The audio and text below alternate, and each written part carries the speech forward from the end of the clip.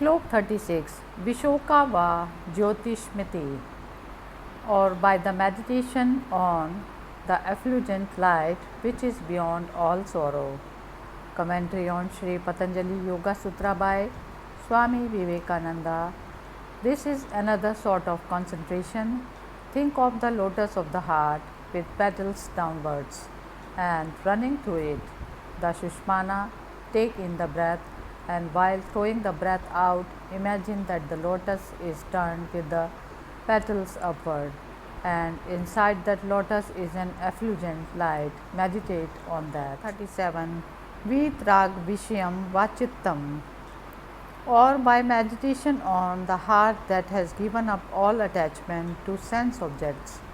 Commentary on Sri Patanjali Yoga Sutra by Swami Vivekananda. Take some holy person, some great person whom you revere, some saint whom you know to be perfectly non-attached, and think of his heart. That heart has become non-attached, and meditate on that heart. It will calm the mind. If you cannot do that, there is the next way. Slok number 38. Swapna Nidra Gyan Alambanam Va, or by meditating on the knowledge that comes in sleep. Commentary on Sri Patanjali Yoga Sutra by Swami Vivekananda.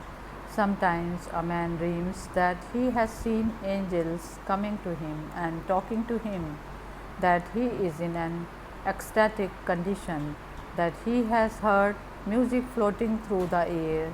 He is in a blissful condition in that dream, and when he wakes, it makes a deep impression on him. Think of that dream as real and meditate upon it. If you cannot do that, meditate on any holy being that pleases you. Slok number 39. Yatha Bhimat Dhyan Nadva, or by the meditation on anything that appeals to one as good. Commentary on Sri Patanjali Yoga Sutra by Swami Vivekananda. This doesn't mean any wicked subject, but anything good that you like, any place that you like best, any scenery and you like best, and any idea that you like best, anything that will concentrate the mind. Number 40. Parmanu Param Mahatvo Anto Asya Vashikaraha. The yogi's mind, thus meditating, becomes unobstructed from the atomic to the infinite. Commentary on Sri Patanjali Yoga Sutra by Swami Vivekananda. The mind by this practice easily contemplates the most minute as well as the biggest thing. Thus the mind waves become fainter.